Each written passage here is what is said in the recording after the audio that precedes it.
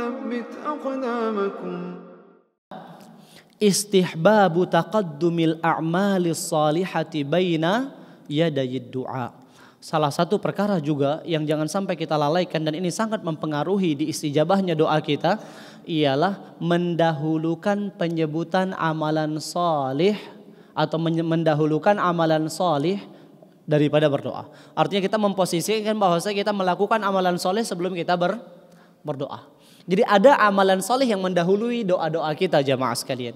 Seperti salat, zakat, sedekah, menyambung tali silaturahim dan kebaikan-kebaikan yang lain. Yang mana kebaikan-kebaikan tersebut bisa menjadi sebab kecintaan Allah Subhanahu wa taala kepada seorang hamba. Ketika Allah Subhanahu wa taala sudah mencintai seorang hamba, Allah Subhanahu wa taala ridha kepadanya, maka Allah Subhanahu wa taala akan memberikan kepadanya pertolongan dan istijabah doa.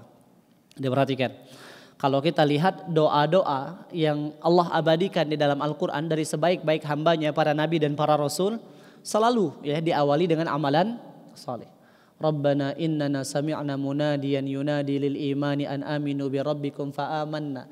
Ya Allah, sesungguhnya kami telah mendengar penyeru-penyeru yang menyerukan kami untuk beriman kepadamu dan kami pun beriman. Nah, itu amalan solehnya. Jadi ada orang yang mengajak kepada keimanan, kami pun mengikuti ajakan mereka. Rabbana faghfir lana. Ya Allah, maka ampunilah dosa kami. Disebutkan amalan soleh mendahului doa. Dan tadi di dalam doa 3 orang yang terjebak di dalam goa. Masing-masing menyebutkan amalan soleh. Baru kemudian ditutup dengan ya Allah, jika engkau mengetahui amalan ini aku lakukan semata-mata ikhlas karena mengharapkan wajahmu, maka berikanlah kepada kami jalan keluar yang kami bisa melihat langit. Jadi dianjurkan jamaah sekalian, setelah antum melakukan amalan soleh, antum sebutkan amalan soleh itu di dalam doa antum.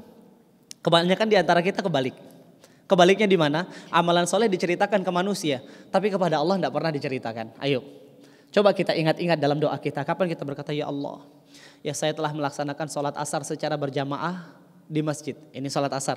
Antum berdoa di antara adzan dan iqamah ketika sholat maghrib, ya Allah, saya telah menjalankan sholat asar secara berjamaah di masjid, ya Allah permudahkanlah urusan saya.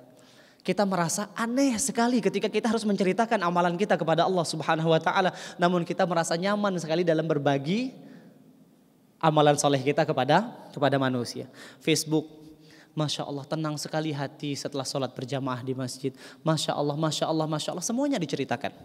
Media sosial, ini sering Anda katakan, media sosial sekarang ini sudah menjadi saingan malaikat pencatat amal. Ya, semua amalan yang antum lakukan dicatat oleh Allah Subhanahu wa taala. Kiraman katibin ya'lamuna ma taf'alun. Malaikat-malaikat yang mulia yang menulis seluruh amalan kalian, mengetahui semua yang kalian perbuat, ditulis. Enggak ada yang luput sama sekali, enggak ada jamaah sekalian. Antum sebutnya namun kepada Allah. Dan menyebutkan amalan salih di hadapan doa itu menjadi salah satu sebab diistijabahnya doa. Namun menyebutkan amalan soleh kepada manusia menjadi sebab apa jamaah sekalian? Dihapuskannya nilai ibadah tersebut. Na'udzubillahi ta'ala min dzalik.